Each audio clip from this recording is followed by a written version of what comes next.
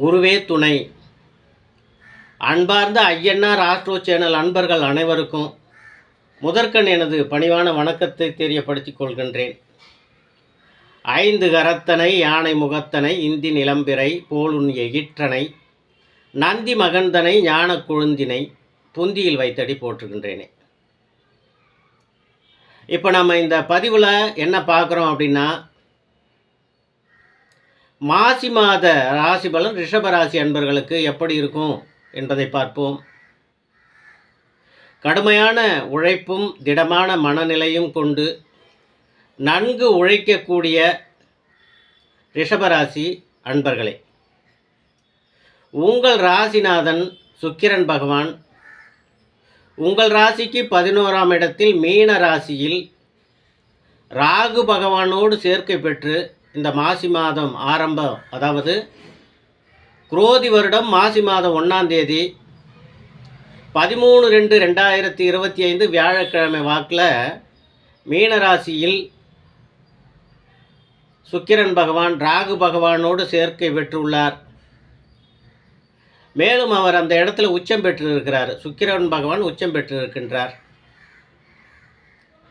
இந்த சுக்கிரன் பகவான் எப்போது அந்த இடத்துக்கு வந்தார்னா, தை மாதம் 15ஆம் தேதி வந்தார். தை மாதம் 15 வந்து தை மாதம் 15 நாள், மாசி மாதம் 30 நாள், பங்குனி மாதம் 30 நாள், சித்திரை மாதம் 30 நாள், வைகாசி மாதம் 2ஆம் தேதி தான் அவர் மீன ராசியிலிருந்து மேஷ ராசிக்கு மாற்றலாகிறார். அப்போது 15, இது ஒரு 90, 105, 106 நாட்களுக்கு மீன ராசியிலேயே சுக்கிரன் இருக்கின்றார். இது எதுக்காக சொல்கிறோம்னாக்கா, சூரியன் சுக்கிரன் புதன் 3ம் முக்கூட்டு கிரகம் என்று சொல்லப்படுவது. இந்த 3 கிரகமும் மாதம் ஒரு முறை ராசி கட்டத்தில், ஒரு ராசி கட்டத்திலிருந்து ஒரு ராசி கட்டத்துக்கு மாறும். அப்படி மாறும்போது சுக்கிரனும் புதனும் வக்ரம் அடைவார்கள். சூரிய பகவான் மட்டும் வக்ரம் அடைய மாட்டார். சித்திரை மாதம் மேஷ ராசியிலும், வைகாசி மாதம் ரிஷப ராசியிலும், இப்படி ஒவ்வொரு மாதமும் ஒவ்வொரு ராசி கட்டத்திற்கு மாதந்தோறும் அவர் மாறிக்கொண்டே போயிடுவார் சூரிய பகவான். ஆனால் இந்த 30 நாளில் மாற்றம் அடைய வேண்டிய சுக்கிர பகவான் ஏறத்தாழ 106 நாட்களுக்கு மீனராசியிலேயே அமர்ந்துள்ளார். இப்படி அமர்ந்துள்ள சுக்கிர பகவான் உச்சம் பெற்ற நிலையில் இருக்கின்றார். உச்சம் பெற்று இருப்பதனால இந்த ரிஷபராசி அன்பர்களுக்கு எல்லா பலனும் சுப பலனாகவே கிடைக்கும். தொழில் சிறப்பாக நன்றாக அமைந்து வருவாய் திருப்தியை தரும். கணவன் மனைவி இதுவரை கருத்து வேற்றுமையுடன் மனக்கசப்போடு இருந்த கணவன் மனைவிக்குள் பரஸ்பர அன்பு உண்டாகும். நீங்கள் வீடு வாகனம் புதுசாக வாங்குவதற்குண்டான வாய்ப்புகள் எல்லாமே உண்டாகும். பிள்ளைகளின் கல்வித்தரம் உயரும். பிள்ளைகள் கல்வியில் நல்ல மதிப்பெண்கள் எடுப்பார்கள். ரிஷப ராசியில் குருநாதன் இருக்கின்றார். அவர் தன்னுடைய 7ஆம் பார்வையில் 7ஆம் பாவகத்தை பார்ப்பதால் ரிஷப ராசி இளைஞர்கள் கன்னிப்பெண்களுக்கு திருமணம் கூடி வரும்.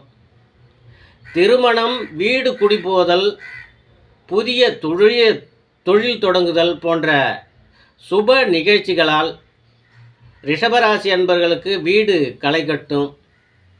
நீங்கள் நீண்ட நாட்களாக எதிர்பார்த்து காத்திருந்த வங்கி கடன்கள் உங்களுக்கு கிடைக்கும். நீங்கள் குலதெய்வ கோயிலுக்கு சென்று வர வேண்டும் என்று நீங்கள் நீண்ட நாட்களாக நினைத்திருந்தது இந்த மாசி மாதத்தில் உங்களுக்கு நிறைவேறும்.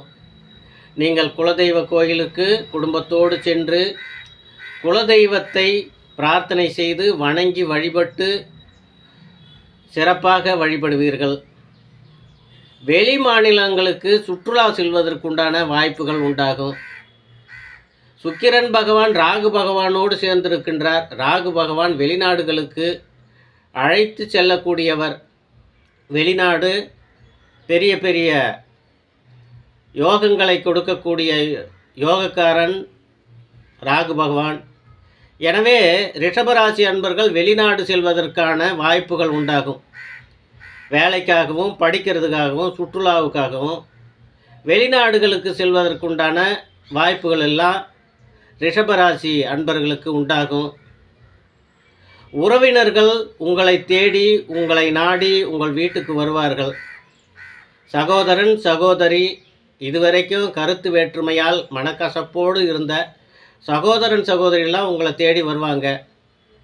உறவினர் வருகையால் உள்ளம் மகிழும். இப்படி பல சுப பலன்களை ரிஷபராசி அன்பர்கள் பெற உள்ளீர்கள் என கூறி, இந்த மாசி மாதத்தில் ரிஷபராசி அன்பர்கள் பல சுப பலன்களை பெற உள்ளீர்கள் என கூறி உங்களிடமிருந்து விடைபெறுகின்றேன். நன்றி, வணக்கம். ஐயன்னார் ஆஸ்ட்ரோ யதார்த்த ஜோதிடர், புதுவை. நன்றி, வணக்கம்.